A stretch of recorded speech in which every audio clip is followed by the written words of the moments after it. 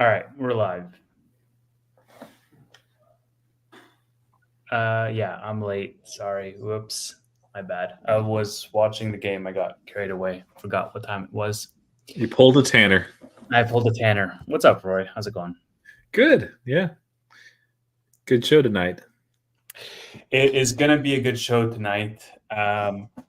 We have a lot to talk about. We're going to talk about Apple. Let me actually tweet this out while I have you here. Oh, you did. Great. Yeah, we're going to talk about Apple. We're going to talk about Tesla, and then whatever else we want to talk about. Cool. Yeah, let's do it. What do you want to start with? How's your week, first of all? Let's be human about it. It's super busy this week, so I'm glad that we can move things back half hour later. If this time works good for you guys, let us know. It's getting towards the peak end of Tevis's attention span. He's got to slam those Celsius just to stay awake. But yeah, next week I'll have a little more flexibility. Actually, I'll have more flexibility for a while now. So, yeah, glad to be here. And how about you? Good week? Yeah, so far so good. It's been a big week, man, for a couple of my positions.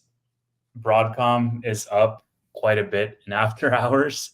Yeah. That is getting to be a big position. Apple, I mean, over the last 2 days, 3 days since WWDC, that's getting up there. Your dividend portfolio might outperform your regular portfolio. It 100% will, and that's the ironic part. Is pretty much everything in my dividend portfolio. I would say like 80% of the names in there are up, quite a bit. So keep in mind, I started this dividend portfolio mid-January, and like Raytheon up over 20%, Next Era up 21%, American Express up over 17%. Apple's like 17% now for me. And then Broadcom is up like 40%, something insane. So yeah, I mean, dividends is the way to go, I guess, guys. I don't know what to tell you. It's more like AI, but yeah, AVGo benefits from that certainly. I was looking at it a while ago. I'm like, I think it has more to run. It looks pricey to me. That doesn't mean it can't run. Yeah, right now I'm like, it's getting to, it's not quite to Nvidia level multiples, but it's expanded. Apple, like, well, so the craziest thing to me, and we'll get into this, like AVGo, a lot of that's driven by real fundamentals, right? So it's not just forward speculation and everything. There's some of that. There always is. Yeah. Apple, though, Apple is like growing very slowly. They're buying back a lot of shares, and what they're doing, it doesn't impress me. I went through, a review of pretty much everything. The calculator is really cool. Yeah. And everything else is like, oh, they finally have an ability to put icons wherever you want on their OS. Is like, yeah, we've kind of been able to do that with non-Apple devices forever. Yeah. So it's like, wow, look at this innovation. And oh yeah, more innovation. We have we're partnering with somebody for our buy now, pay later stuff. And oh, more innovation. We're partnering with ChatGPT for this. And it's like, this is not innovation. You can partner with other businesses. That's fine. And it can be the right thing to do. I think it absolutely is for Apple. But it means you've already passed your innovation streak. If this is supposed to be within your wheelhouse, within what you used to be able to do, and you're not able to do it, it's kind of like, I've got a lot of friends. So I'm 43, and got some friends that are like in their 50s now, and they talk about the same thing. They're like, when they're a younger person, they were able to do all these different things, and now they have to kind of know their limits.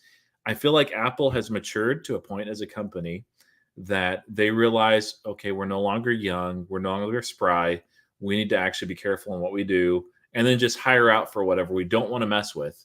That can be wise, but it probably means you've already hit your peak. Okay, that's an interesting take. I feel like that's a bad take, but I will explain why in just a second. So essentially, for people watching, the behind the scenes context of this is that Roy basically said that Apple is basically a sell after this. It's totally overvalued. The event was very underwhelming, and as a result, like when you put all that together, the innovation at Apple is dead. Is that a fair characterization, Roy? Yeah, I don't think the company is dead. They'll print money, they'll buy back stuff. They'll be probably next decade not where they're at right now, like the largest publicly traded company by market cap, but could be top 10 still. I don't think that that's guaranteed. And Apple has had this position of dominance for a while. Mhm. Every other name in the Mag 7, I think, is cheaper than Apple. And I think that there's a real opportunity cost if you invest in Apple, because the only thing that you bank, let me share this, is we're talking about valuation. Here's some valuation multiples. Now, price to earnings, next 12 months, so this is forward, is 94th percentile versus its 10-year history. So it's comparing itself to itself. This is literally comparing Apple to Apple. The puns write themselves, guys.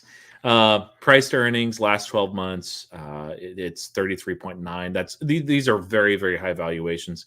They're not, again, NVIDIA valuations, but NVIDIA is growing, more than 100% revenue year over year. So versus here, price to sales, you can look all the way across the board. And whenever you start to get in the 90s or 100s, it means, like, compared to itself, when you have a long, mature company like this, something has to be happening underneath the radar, like fundamentally, that's causing and driving these multiples to be going forward. Otherwise, it's just baseless speculation. And here, yeah, I mean, Apple sell a few more of this and do a little bit more service stuff, but they're Apple. Nothing has really changed, and they're even outsourcing a lot of their AI. Not all of it, but a lot of it. They don't have any really amazing, innovative products. The Vision Pro, it's interesting, and I think maybe there's a future for it, but they're not guiding for that as far as in revenue, and I don't think it's because they're being conservative. The one thing that they're doing really well is buying back a lot of shares, but even compared to a lot of companies that do buybacks, as this has risen up, I didn't do the calculations, but that buyback yield is a lot smaller now at this price. So for me, Apple at this price, it doesn't mean it can't go up. It doesn't mean you still can't make money. And it doesn't mean if you plan to hold it 10 years, that would be bad. But there are any other Mag 7, even Google and Microsoft are just going to be a lot more attractive at this valuation if you want a large cap exposure. Okay. So let me now run through. I made a couple of notes. I want to run through my notes, and I want to run through all of the points of why this WWDC was actually much more innovative than you think, or why it sets Apple up for in a good position going forward. And I want to do so in such a way where I can just clip this into a smaller video. So bear with me, okay? Okay. So Apple over the past 2 days was up over 10% after WWDC. Some of the things that they announced at WWDC: tap to pay.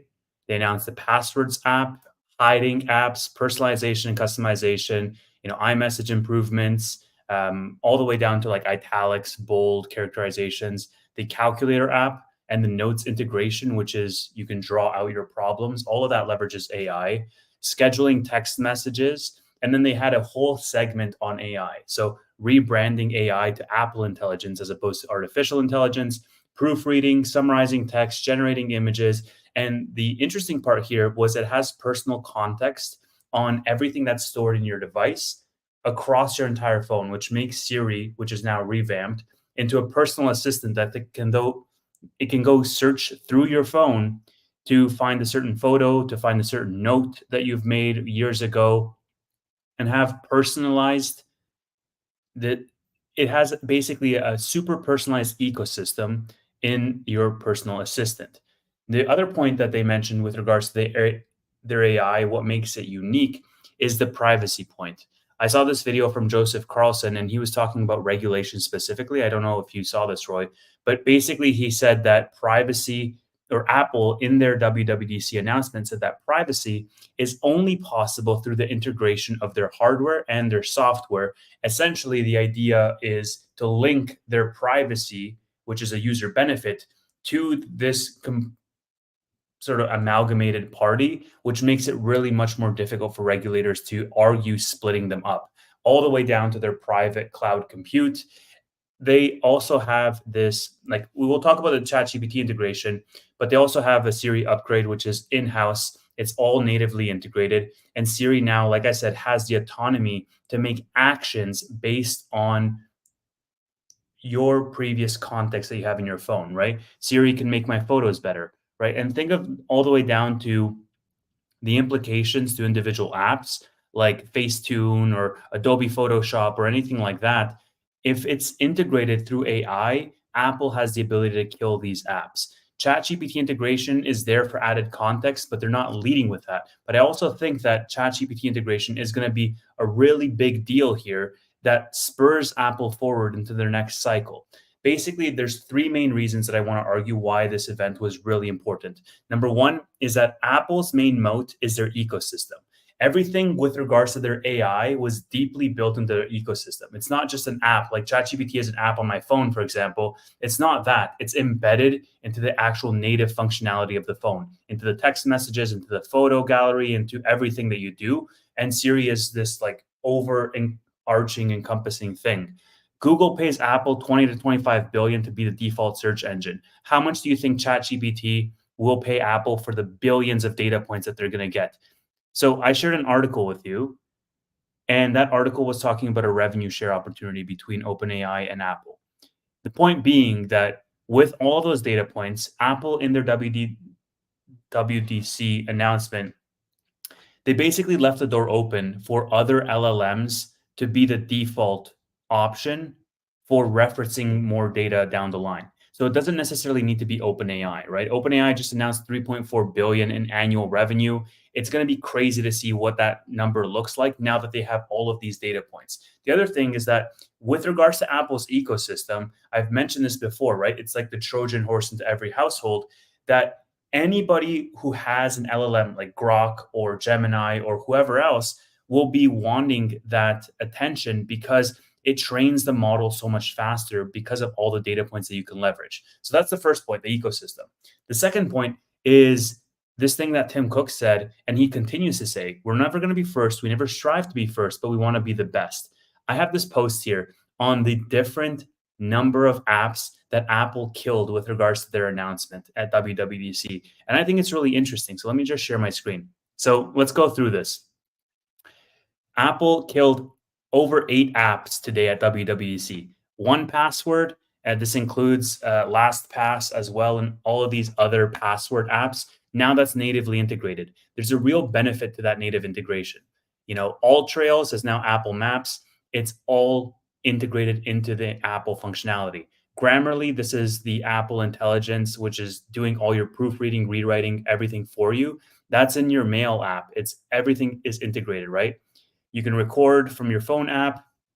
You can do your math notes. So like this really kills Texas Instruments. Like every young person is going to be using their iPad for this stuff now, right? iPhone mirroring, Genmoji, like all of these things are app. Whoop for the Apple Watch, like they do the sleep management, they do the strain management. All of this stuff is leveraging that ecosystem, and the value proposition for all of these things, why Apple can afford to put their feet up and just chill for a while, is because when they actually make a copycat of something, because it's natively integrated, I'm more likely to use it because I already have it on my phone. I don't need to download another app. I don't need to do anything else. And so Apple can really have that second to market advantage because they can do everything better than what the first mover can do in the market. The other thing is that with regards to their AI integration, that personal context of their devices is really the value proposition, right? Everybody has all of their data on their phone, and now that AI can tap into that data. The thing that I don't like about OpenAI is that I have to give it all of the context, and it can never really be a true personal assistant because it doesn't really sustain all of that context to get to know me, build a profile on me, learn my routines, my habits, so on and so forth. But some, like a Siri in my Apple device, can do that. The other thing with regards to its AI is it's privacy focused. And this might seem like a very nuanced branding thing, but I think that this is a main theme, as all of the news that we're seeing is basically how AI has abused people's personal data in order to train their models. And so people are going to be more conscious towards that branding. And Apple has been leaning really heavily into that privacy aspect over the recent years.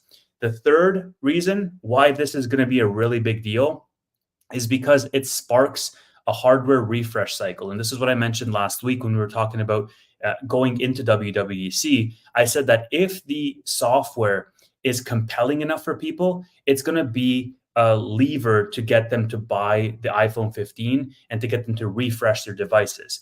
All of these features, Apple Intelligence, a lot of them are available for iPhone 15 and later. There's still benefits to the latest users, but there's a huge, huge, huge incentive to upgrade to get the software. Like, I'm not saying that people are going to upgrade just because, they can use Genmojis or they can italicize iMessage, but it's just another reason for them to do so.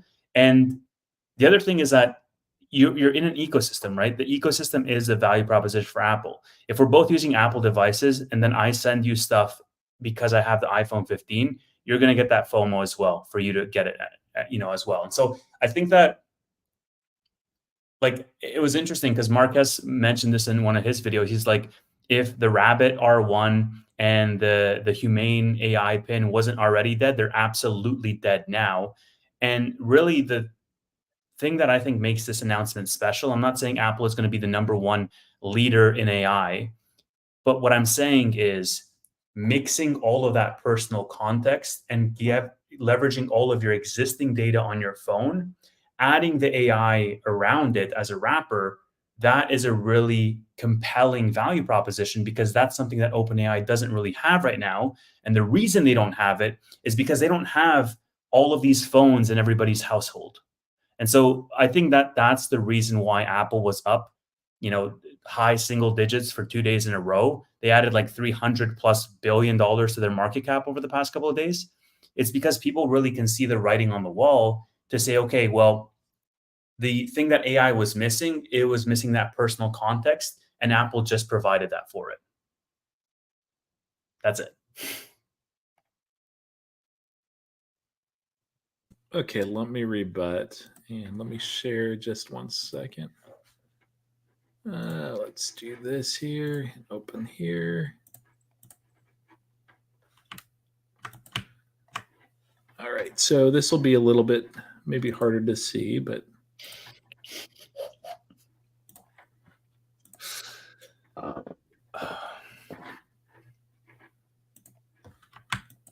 All right, let's see. What do you have? Right there. Okay. What? Okay. There's a number of, well, so let me first start with this. Apple is at 214 after hours. Is it a buy for you right now? No, but I was buying in the high 160s, No. low 170s. No. I'm not saying hold and keep holding. Are you buying Apple at 214? Probably not. But at the same time, I'm not buying Nvidia or anything like I agree that the massive weight, like I'm not arguing the valuation. I'm saying they can grow into that valuation because the growth rate that people are associating with Apple is not necessarily going to be the growth rate going forward, which is like the Palantir argument. But I think it's valid because of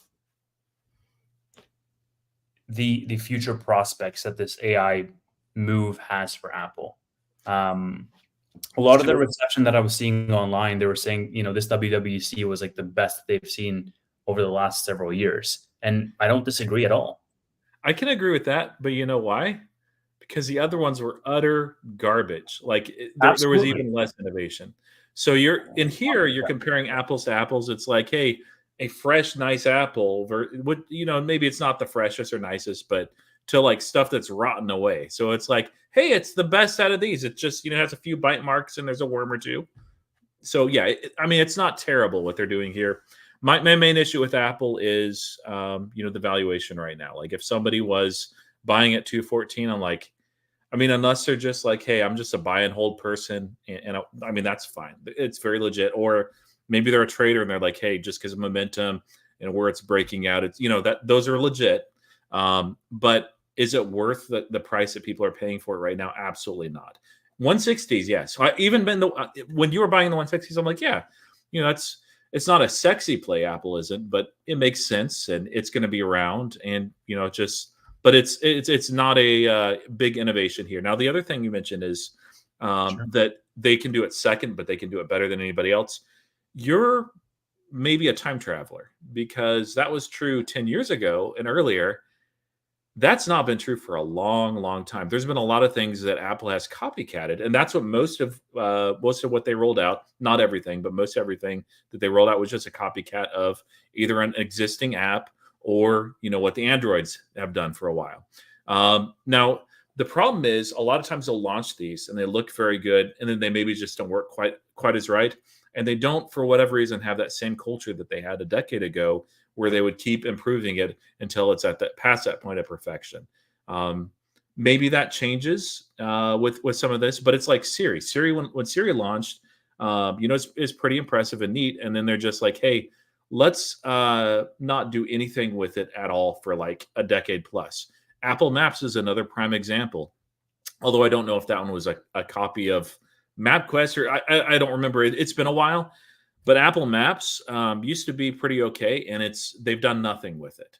And I think that that's going to be, what Apple operates at, and it's hard to do otherwise when you're a massive company. Is you launch something and it's a copy of something. And it's like, yeah, it's almost as good. If they make some tweaks, maybe they'll catch up. And they're just like, you know what? We don't need to make freaking tweaks because we're Apple, and people will buy our stuff anyway because it's a cult. And so, to your point, there is, I think, a desire for sure to have an actual functioning Siri. This does give functionality to her, so that it's smart, because Apple isn't able actually to innovate effectively at all, that they're outsourcing some of that to OpenAI. I know that they have some in-house stuff. We'll see how well it actually works. Sometimes demos are not the same as reality. But that math calculator stuff, the math notes, that is freaking incredible. And that's in-house. Like Apple did that. So I'm not like, that's an amazing thing. And if it works half as good as they said, bravo to them. They're not completely done with innovation. It's way too pricey right now. So let me say three things. Number one, there's actually a limit on this pod to how many times you can use the same apples to apples pun. You just passed that limit like 2 times ago. Number two, when I was buying in the 160s, we can rewind the tape. My entire thesis was that Apple had not played their card yet on the AI playbook, whereas all of the other of the Magnificent Seven had. And what I'm saying is, it's not guaranteed anymore that Apple is the absolute laggard in the group. It is more of a perfect competition. I think now that we have an idea of what Apple's roadmap does look like, we can make it's more of a debate as to where in the pack they're going to be from a growth rate perspective, right? The third thing is that, yeah, I get it. They haven't innovated historically over the last 10 years, and they've been mainly propped up by buybacks. You're going to get no argument from me on that. My point is, the ecosystem, and you mentioned it yourself, a cult, right? The ecosystem is the main value proposition. I saw this poll on Twitter. I think it was Kelly or somebody else had brought it up, and they basically said, would you rather give up your Tesla or give up your Apple? Like, you can no longer have an iPhone or you can no longer have a Tesla. And all of these people in the Tesla community were like, I'd probably give up the Tesla. I mean, you might feel differently because you're an Android user. I get it. But the point is that you familiarize yourself so much with that device, and you dive deeper and deeper into the ecosystem with each subsequent year, with each subsequent device. I'm looking at a MacBook. I have my camera is my iPhone. I have an iPad beside me, and I didn't accumulate them all in the same year. But since they all communicate so well with each other, I'm more and more ingrained, and the switching costs for me are much higher. So my point is that they don't need to maintain the same stratospheric growth rates that they have historically had. Even if they're flatlined, just me being in that ecosystem being so hard for me to switch out. If Apple makes a copycat, I am much more likely to use it than anything else because it's convenient for me. And that convenience is the value prop, right? If So Apple Maps now has trails, well, I can just delete an app and reduce some of the clutter on my phone because at some point for a lot of these things, it's like a good enough thing. Like if Apple has passwords, right? And my passwords can speak through all of my devices. Well, all of a sudden, I don't need to pay a subscription to one password. I don't need to download it all across 3 devices because it's now natively built in. And that I think is a real value prop is the communication between all of my devices in that network. And that's something that now that you layer on AI on top of it, all of a sudden AI has a use case in an everyday, like day-to-day life. I can say, hey, go categorize all of my photos for over the last 10 years, put them all into folders and delete all the screenshots and highlight the ones that are selfies of me and maybe make them look better. I can't do that with ChatGPT or with anything else. I can do that with Apple now because it has all of that personal context. It has a history of who I am and what I've done over the past however long I've used it. if you throw this up, so you mentioned revenue acceleration. Um, Apple has been doing the opposite for a while. It kind of ignore the, if somebody's not familiar with Apple, it's got a huge boost during that holiday Christmas season. So, but you can clearly see the revenue is basically flat. Like we can call it flat. It's actually trending slightly down. They are buying back shares, so their EPS is growing. So it's not nothing. Do you think so? We're not even talking about mid-single digits of revenue improvement. Where do you think this accelerates to? Is this yearly? So This is can you this. go on yearly? Let me see if this. It's a tab above. It's a tab above. You just flick it. Ah,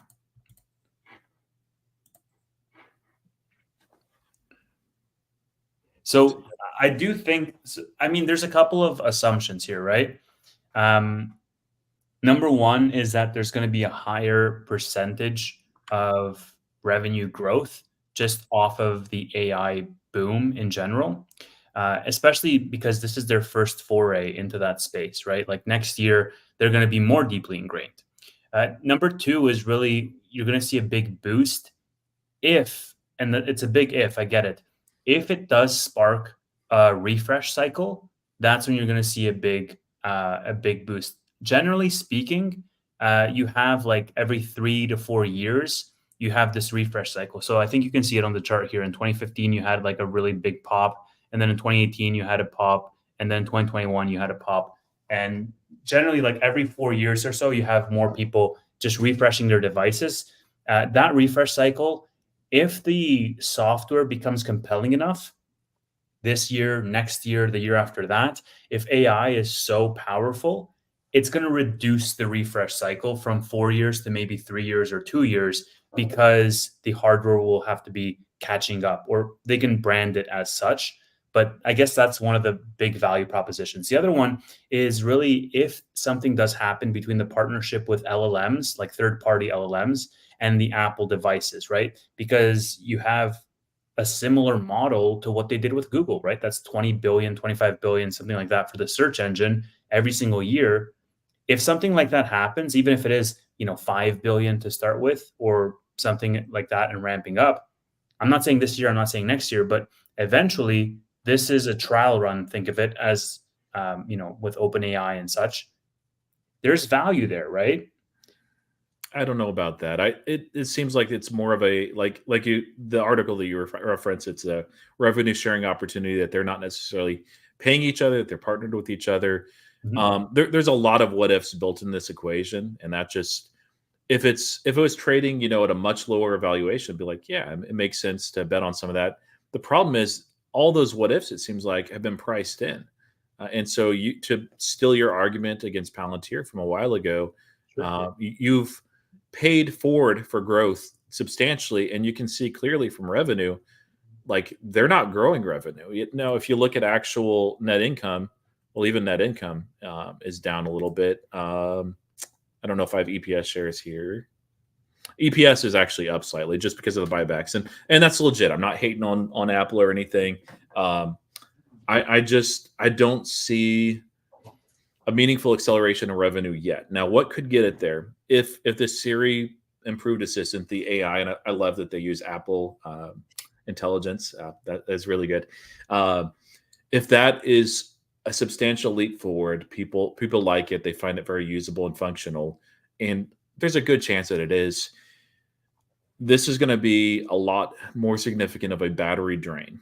That's already an issue with an iPhone, and so I think really to have that meaningful leap forward, they need two things: the software, which maybe they have, like it's not guaranteed, but they also need the hardware, and so they need that next generation of battery that's capable of having a much better charge. Mhm. Has some of those safety features like Innovix, or there's several others that have competitor products out there. So and those typically take a few years to roll out from when you have the compelling needs. So I think that Apple may be a few years away before that massive next upgrade cycle. At least for me, I'm in the market for a new phone, and I mean, I have Apple products. You can see the AirPod. These are great. Um, my wife has an iPhone. I've got family members that have an iPhone. One of my sons has an iPhone. I just think the actual phone itself is a step down from many of the other competitors. If you're in the ecosystem, yeah, maybe it makes sense to have a worse product, but everything's connected well. And that seems like it's kind of the value proposition here, is that they can copycat stuff. Hopefully, it doesn't suck, and hopefully they actually maintain it over time, and Mhm. hopefully it generates some future revenues. And I was like, that's not a compelling story to me. Yeah, it could absolutely be priced in. Like, don't get me wrong. If somebody was buying, Apple at 220, maybe they're gonna be flat for the year. But don't forget, Apple is also like barely up on the year. It was down compared to the rest of the large cap companies of its caliber, like the mega cap companies.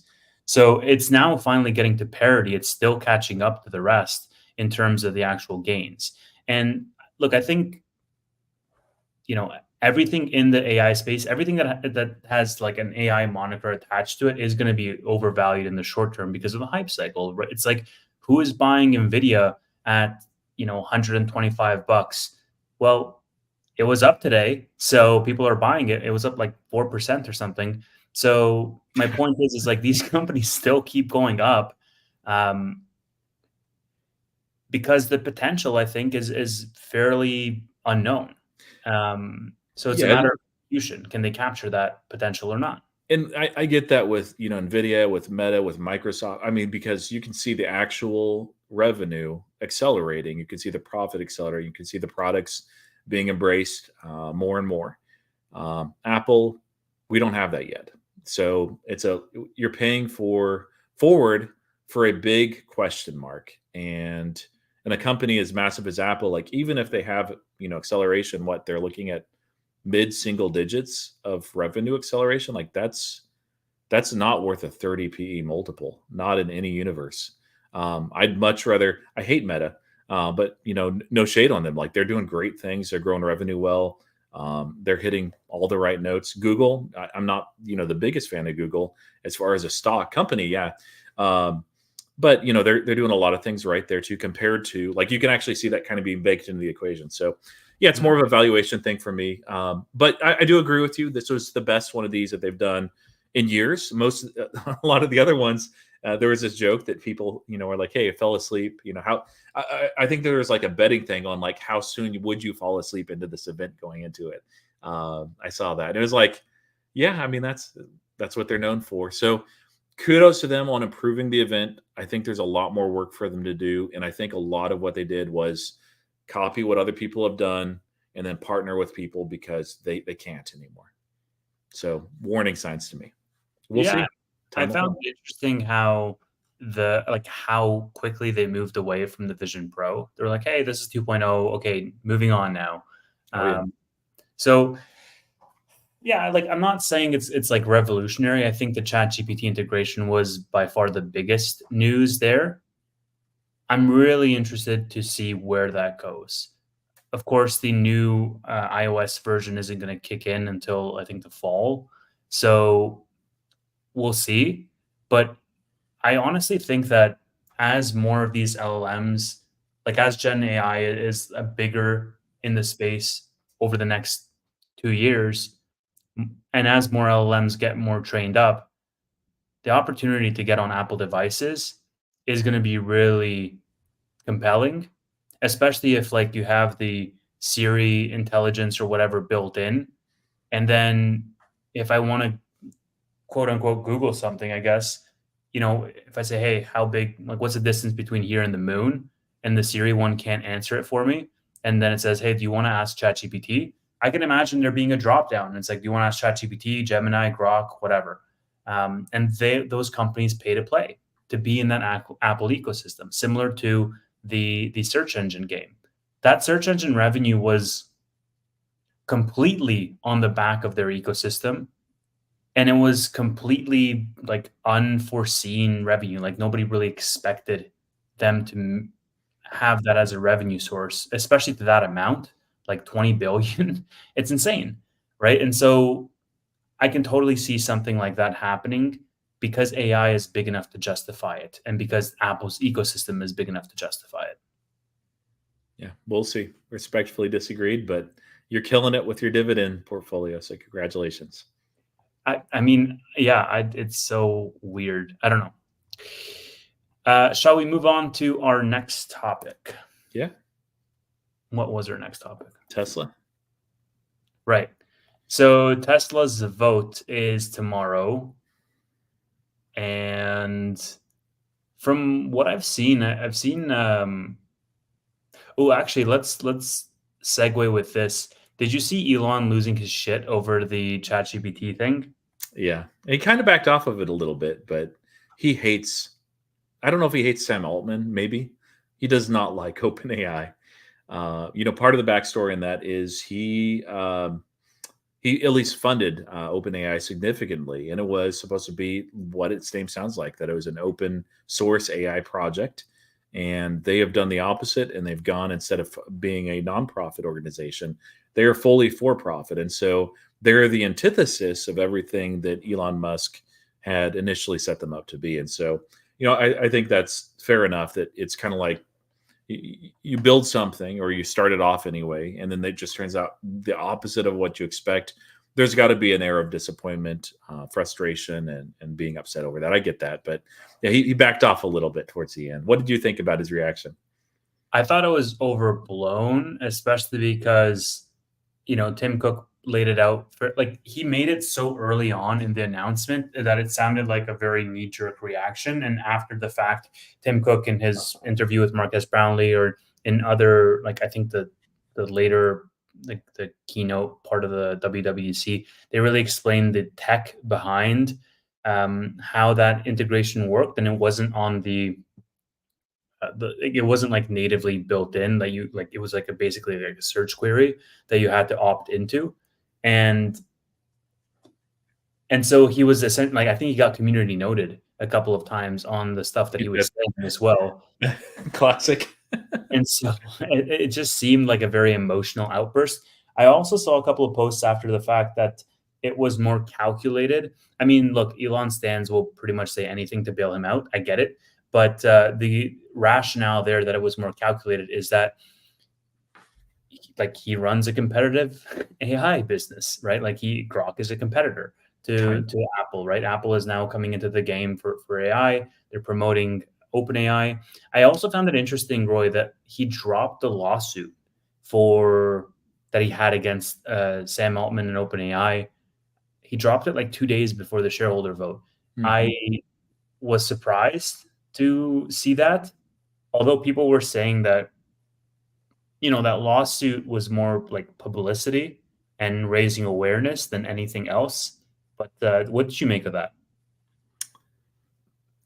Yeah, I think that he realized it would be tough to prove, and he's had a lot of litigation recently anyway, so he's probably somewhat fed up with the legal process, unless it's a last recourse. The other thing, I had a question with you. Have you used Grok very much at all?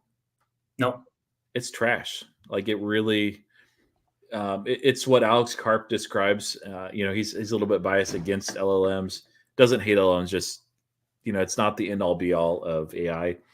And he's like, it's there to write fancy poetry, and that's what Grok basically can do. Like it's the worst LLM that I've used, and I haven't tried out all of them, but I've tried out like I don't know a dozen or so, and it's considerably worse. So I don't even regard them as a competitor on that. I don't think it was for that reason, but I think it was just more that this was for show, and then Mhm. he realized, you know what, there's enough going on without that. I don't need the antics. So um, The same thing that I said, like the same value that I expressed for Apple and their AI announcement, I can say the exact same thing for Grok and X, because I honestly think that the value proposition, the thing that takes this from like a fun project to actually something usable that unlocks efficiency in your everyday life, is that usability. For Grok, for example, like I never click on the Grok tab, because why would I? I can just click on, like, I have GPT bookmarked. I'll just go on GPT instead. But I think that if Grok now has all of my previous tweets, can categorize them, can reference them, and can, maybe filter stuff. Like I look for SoFi news, for example. I have filters put on for SoFi whenever somebody uses the hashtag. I see that on my X Pro dashboard. Like my point is, if Grok can tie in to my personal context to understand what my channel, what my X account is about, what I post about, what I like, all of this stuff, and then cater that content for me and have actions based on that content, that connection between the AI itself and the personal history, I think is really the thing that unlocks a lot of efficiencies. And this is why I'm like, you know, really optimistic about Apple's AI announcement, is because it does exactly that. And I haven't really seen that being done at this scale, because there's nobody, like, correct me if I'm wrong, but I don't think like Google is doing this with Android, where they're like seeing all of your photos, all of your notes, everything on your device, and then saying, "Hey, Gemini is going to help you do all this stuff." I don't think Google is, but I have a very old Samsung Galaxy phone, so I'll let you know when I get a Pixel. Probably in the next few weeks. So getting the Pixel 8. ChatGPT is doing that somewhat. I actually noticed something this week. I don't remember if it was. I don't remember what it was called, especially. But you could tag certain things and have it like memorize that, so it knows that about you. It builds that in, and you can control very much what that is. You can do temporary chats. You, of course, can make your own GPTs and set those up as well. And so it's closer than anything else I played with that is nearing that personal assistant. And I think that there is a huge value proposition there. Um, it is not natively integrated with hardware, Yep.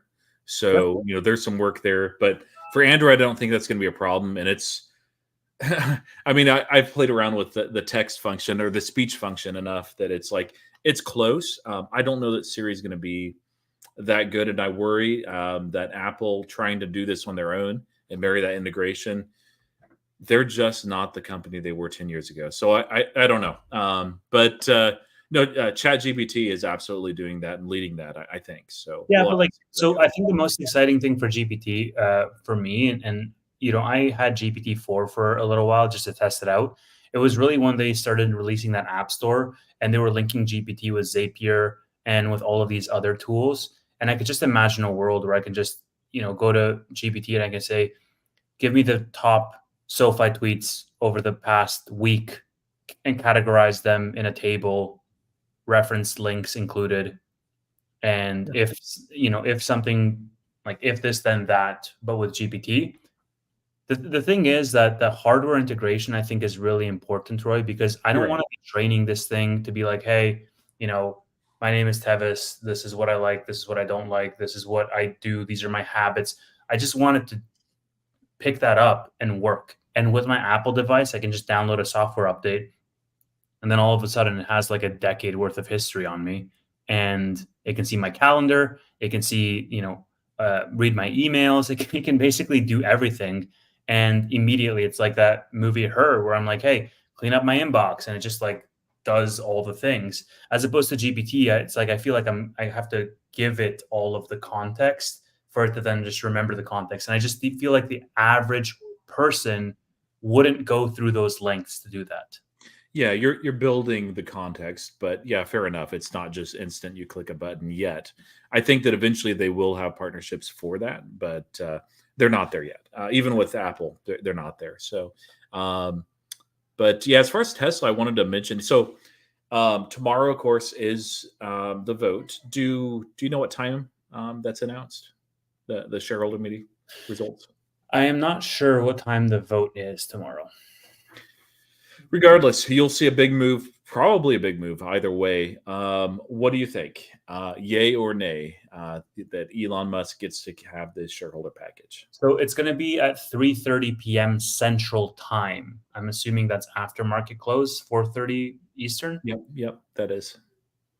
So, yeah, I think it's going to pass. From what I was seeing, people were counting up votes. If the majority of retail, I think, votes yes, then that's definitely going to pass because a lot of the institutions were like sort of split down the middle. Yeah. So we'll see what ends up happening. I hope it passes. I think everybody who is holding Tesla is incentivized for it to pass because if it doesn't, then the immediate assumption there is that Elon is going to be like, screw this, I don't want to be here, or at least not like as personally motivated, if that makes sense. Like he'll feel cheated out of something that he had previously earned. And so if it does pass, I think it's going to be like over 200 immediately, like in after hours, over 200. Yeah. I mean, there will be some momentum, and this is a stock that doesn't trade on fundamentals usually. There are stocks like that. It's a cult, of course, and cult stocks tend to do that a little bit more with the narrative. So yeah, I think you're right. It could break back into the 200s. And I actually stopped buying Tesla when it seemed like that there was a measure of doubt when we had been gotten back up to the 170s. I'm like, I'll just pause for a little bit. I've been holding what I've had. It's always been my aim to get Tesla to that position that I want to be at, and it's not there yet. I have some rollover funds that'll either finish that off, or I'll sell some Robinhood to finish it off. But I'm waiting for this vote because, at least for me, if Elon is if the vote doesn't go well, and then Elon either completely ignores Tesla at that point, or does the bare minimum, or just says, you know what, forget it, I don't need this, I got SpaceX. Mhm.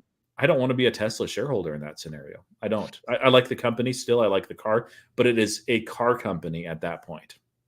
Yeah, I just like the flip side. Agree with everything. The flip side of that is also like if it does pass, then I honestly genuinely think that Tesla goes in these cycles, like multi-year cycles, Oh and yeah. we've been in this multi-year low.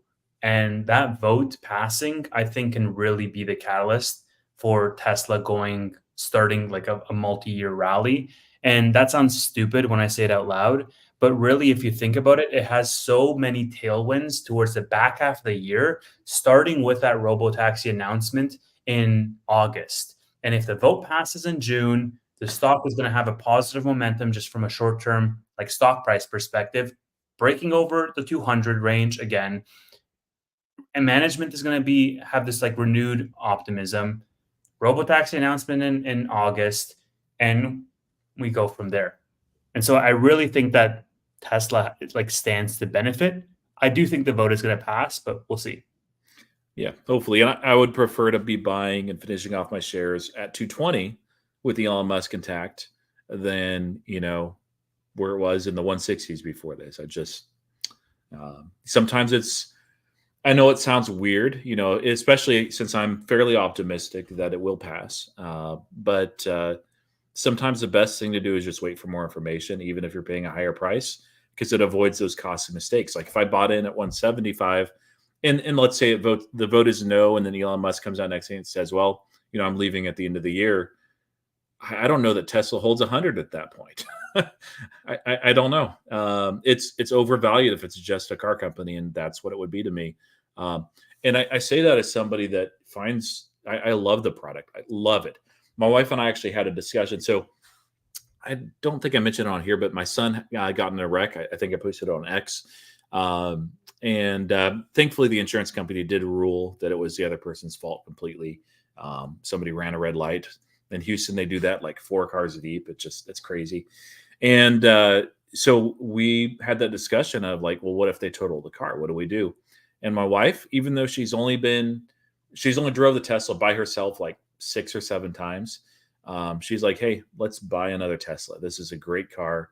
Let's get the Model Y. And I'm like, I mean, twist my arm. So she one of the boys is looking for a vehicle now. He's had a 86 or 87 Ford Ranger, selling it as a classic car because it's worth a lot more to someone that wants to fix it up and maintain it than for him that he's just driving it around. And my wife's like, they should be getting Teslas. Like she's fully on board the Tesla train, whereas before she was like, yeah, if you want to do that as your car, that's fine. Now she's like, no, 100% Tesla. It's amazing. And like full self-driving, I think I'm at week 2.5 into that trial. It is so good. Like I'm going to hate going back to regular driving to the point where I'm like, I might actually just pay for that subscription. I got to drive over 50 miles every day. And it's nice. It's really, really good. I tried it out with my wife in it, the first time last week. And she's like, it drives better than you. So I don't think she's right, but and then one more last Tesla story. So I picked up somebody. We had to go on an errand, a coworker, and he had never, I think his son owns a Tesla, but he's not been in one that has done the full self-driving. So I'm like, hey, why don't we try that out? I engaged it. And he was like, are you really not doing this? And how does it know to do that? And, oh, wow, it sees the stop signs and it sees that. And he was sold on the Tesla. Like, I'm not even kidding. He's like, this is amazing. And I want to get one of these. And I'm like, okay. Had a conversation with somebody on Sunday as well about Tesla. And they left that saying, you know what? I normally am not an early adopter. And I'm like, hey, this is not early adoption. Here's what it looks like. He's like, Tesla might be my next car. So the product is absolutely compelling. People are sleeping on the stock. Everything else is rolling around it. And I think you're right that the uncertainty with Elon is what's been holding it back. Either way, I think we're looking at a very big move. I'm not doing a straddle, but a straddle strategy for options. It's tempting. I'll say that. Yeah. We'll see what happens tomorrow, I guess. I'm optimistic going into that, especially from what I've been seeing from a lot of the posts. It's a lot of the institutional investors, obviously more contested than the 2018 vote. But at the end of the day, it's not guaranteed that he's going to quit if he doesn't get the vote. And I don't think it's going to come to that. I think he is going to get the votes that he needs. And I think we're going to be in for a good next year for Tesla. So yeah, well, I mean, like Tesla is like the hidden AI play, right? They have so much going for them with regards to FSD, and they just are not getting the tailwinds that every other company is getting with regards to AI. Speaking of tailwinds and prices, Kathy, what's prediction for Tesla? Yeah. I'm bullish on Tesla. Do any of these look likely to you in 2029? So it's a little ways out. What do you think? Yeah, I mean, like Tesla hitting a 10x, as a bear in 5 years. Like I think, Kathy does Kathy things, and for the sake of my portfolio, I'd hope it comes true, but I don't necessarily know that it will. A lot of this is riding similar to the previous guidance by Kathy. It all is on the back of robotaxis. And that's not a guarantee by Tesla. Like we're going to see the announcement in August finally, but there's no telling when that's going to become a reality. It's not a guarantee. So yeah, like I'm sure Tesla can hit 300 or 400 again within the next 12 months, maybe within the next 24 months. I wouldn't be surprised. That's like a double from here, but a 10x in 5 years. I mean, that only Kathy will give you that confidently. And I think, anything can happen in the market, and stocks can be very overvalued, like Apple right now. Good company, but overvalued. Nvidia, like you see after the split, what it's doing, it's like great company, but so that can happen to Tesla. It's happened in the past. So as ridiculous as this looks, it's not completely unfounded. I just think saying the bear case of a 10x in 5 years is pretty bullish. I mean, there's not many bears that would be like, "Hey, yeah, it's going to be minimum 10x in 5 years." So, but you know, a lot of it depends on that next stage of the growth. So the FSD, if we can actually have the software revenues, meaningful ones through subscription, and also the robo taxis. Little early for bots, 5 years out, but maybe it depends on the progress of it. You know, the market is forward looking, so maybe 5 years out, we're looking like 7 years out from there, and we're starting to see meaningful bot revenue. I don't know about that though; it's a little bit far, but I will take it. You know, if it's a 10x in 5 years, that's why I'm buying Tesla. It's not just because I like the product and believe in the mission, but I want to make money. So, yeah, let's do it. Cool. Is there any final topics for us to talk about? I know a couple of people mentioned SoFi. We'll wait for SoFi Weekly, and that there is a lot of news now for SoFi, so we'll cover that for sure on Friday.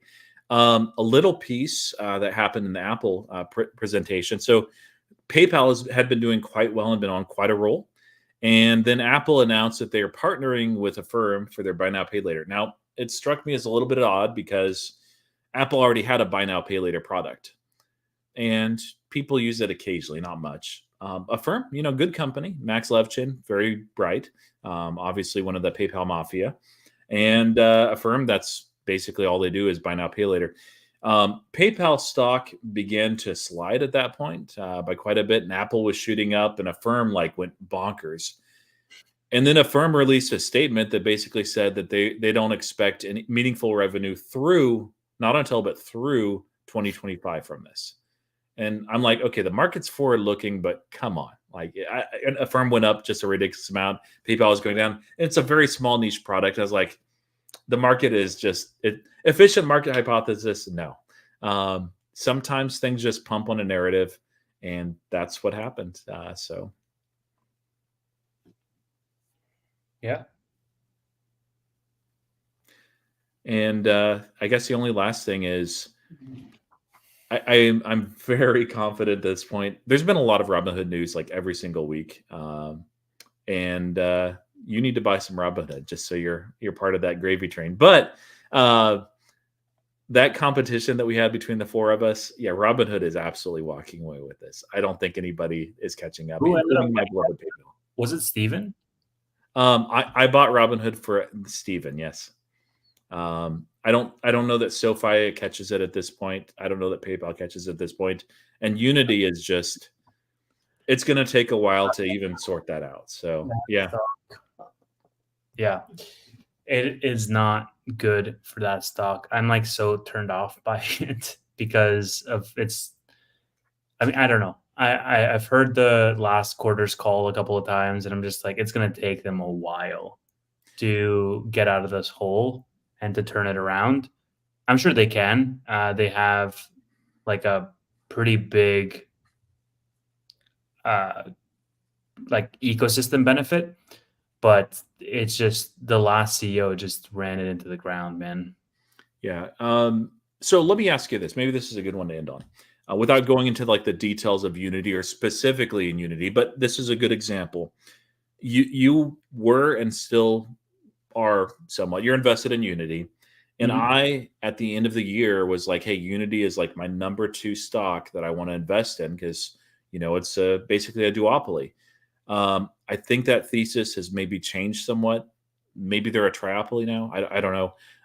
But it's severely weakened by the formerly outgoing CEO, Riccatello, and then Whitehurst is no longer there. So at least it seems like it's shifted. So at what point when things shift around, do you say, you know what, there's better plays, I'm out on the downside? Yeah, like I don't know, man. I think we're going to get into a deeper conversation with this because for me, it would be like, do I cut losses in Unity? And I think in Unity, I'm down like 50% or something. And and I could definitely cut losses and put that money somewhere else.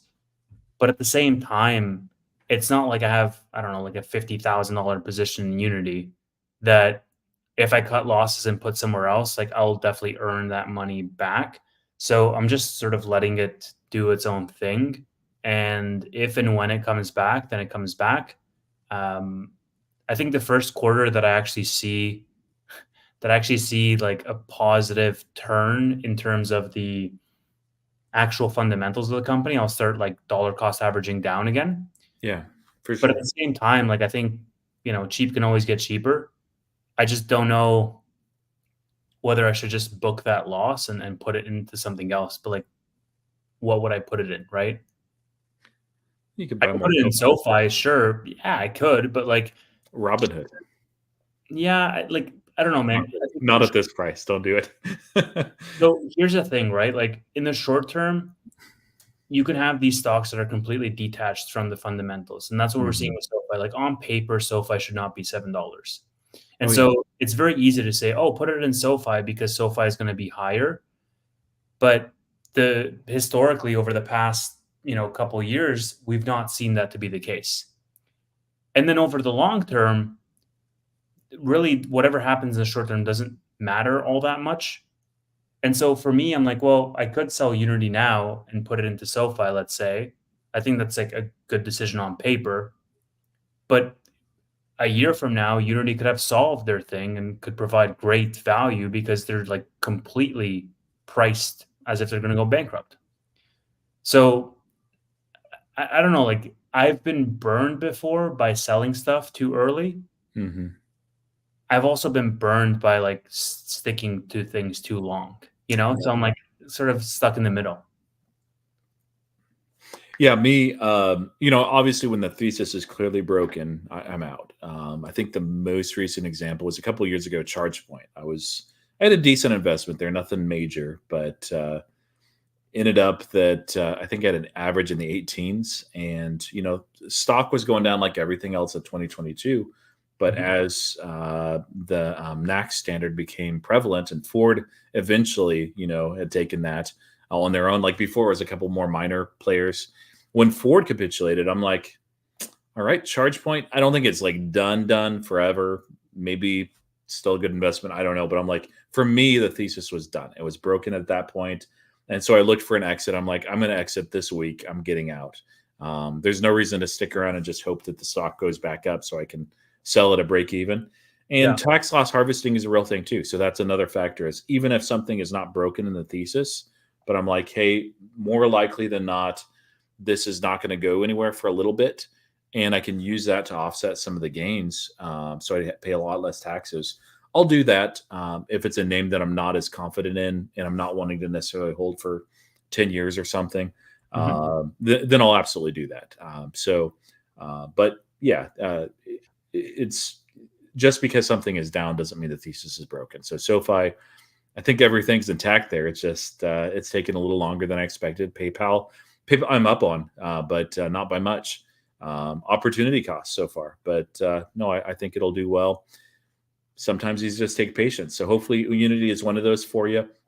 I do love your comment on when you see that inflection, you'll go ahead and buy at that point. And yes, the price might be instead of 18, it might be 24, but you'll still be averaging down. And at least for me, if I'm going to invest a substantial a chunk of money into something, it's not going to just be because I hope that they're turning it around. I have to actually see that. I've seen that with PayPal. That's why I keep adding to PayPal. But yeah. So let me say this. I have 65% of my portfolio in my top four names, close to 70% of my portfolio in my top five names. And with the dividend portfolio and with crypto, I have about like 41 different things I'm invested in. How did I get to that point where I have such heavy concentration? It's because a lot of things went up and then a lot of things went down. It's like if I put $1,000 in 40 stocks, some of those might be down to $100, but the ones that are not are up to like 3,000 or 4,000. And so you naturally get this like power law distribution where one or two names hold up the rest of your portfolio. And that's amplified by the fact that over the past couple of years, how I've chosen what I want a dollar cost average into is I say, okay, I'm not going to be selling. I mean, I have sold some of the losers, but for the most part, I don't really want to sell any of the losers because I had just bad experiences with that, which is probably flawed. But Yeah. what I want to do is I only want to average up or down on just the fundamentally sound companies. And so if a company is down 50% for me or 60% or 70% for me, but it's still fundamentally sound, I'm still going to average down, average down, average down. And over the course of a year or 2 years, I'm like, that's what happened with SoFi, right? Like I bought SoFi at 23 bucks, 14 bucks, 15 bucks, 12, 10, 7, 6, 5, 4. And right now I'm like in the green with SoFi. Why? Because I've been averaging down essentially for like 3 years because it's a fundamentally sound company.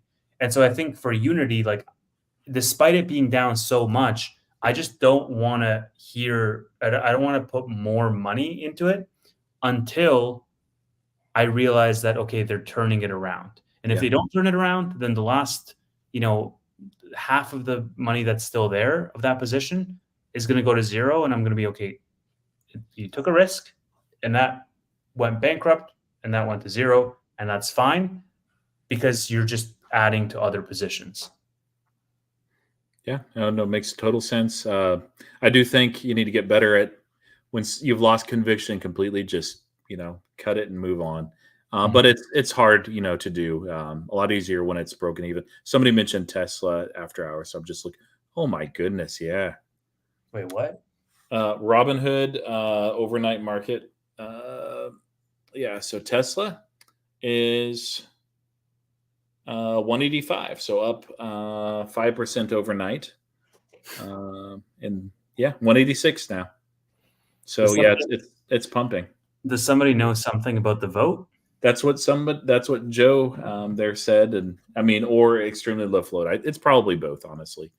Um, but there's oftentimes this is like an earnings call, honestly, and oftentimes around events like this, there's speculation either way. So obviously, there's upside speculation. I think Tevis is right that we probably break 200 if Elon Musk is, yeah, if the vote goes his way. Yeah, like especially if it closes off the day tomorrow at like 190, let's say, breaking 200 is going to be so easy. We're going to be like straight to like 210. But we'll see what happens, right? I honestly think the vote's going to go positive. Let me ask you this, Roy, just before we sign off. Celsius back down to Yeah. $60. Are you a buyer? I don't fully understand what's going on with that one. It's volatile. Uh, I probably don't have enough capital to start a meaningful position in that at the same time as I'm doing that with Nubank, and I am dead set on Nubank.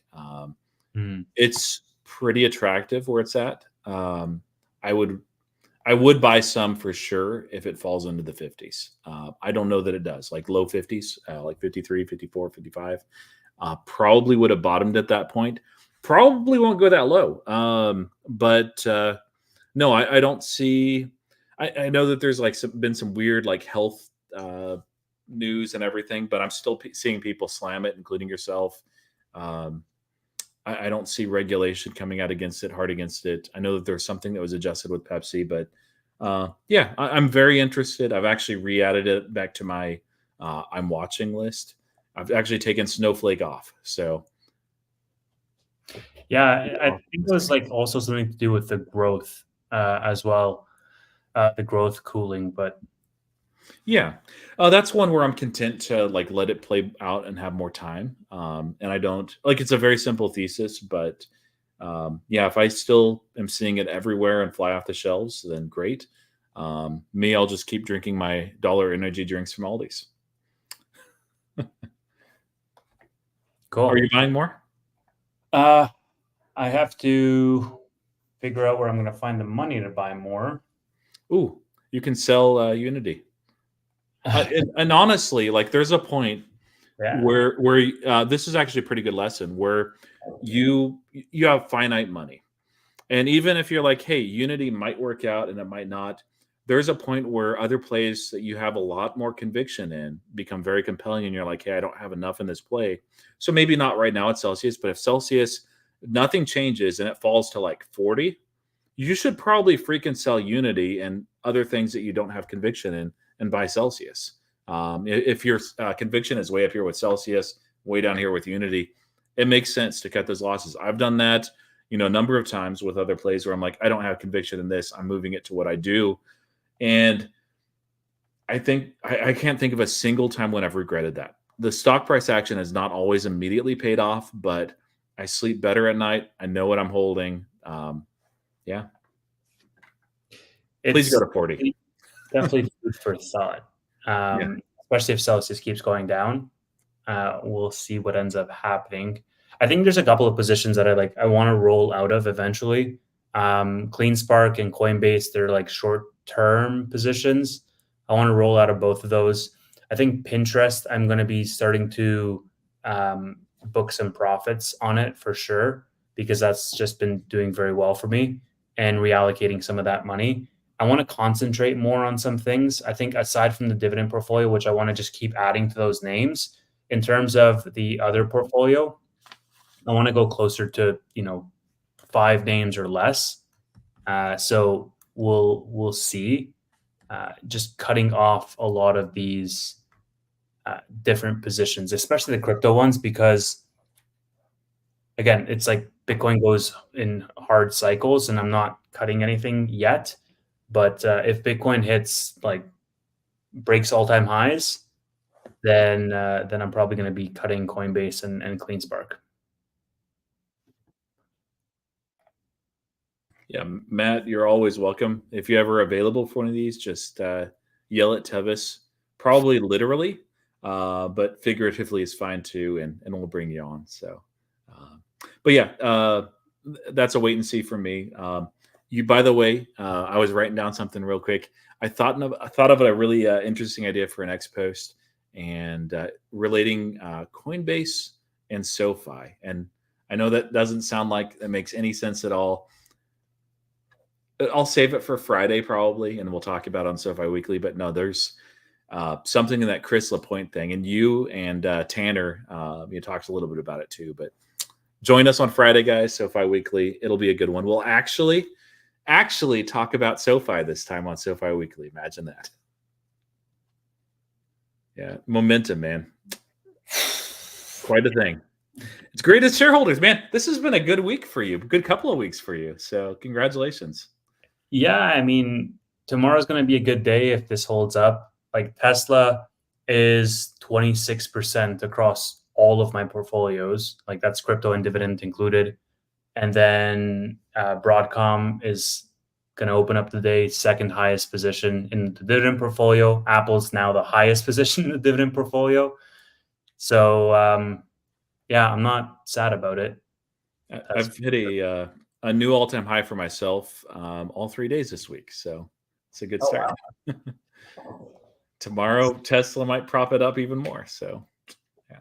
Ooh, anyway, I just hit a milestone today. I'll tell you about it off camera because it's like a worth milestone, but I just hit it today, which is fun. Okay, let's wrap up there then. All right. Thanks everybody for watching, and we will see you in the next episode.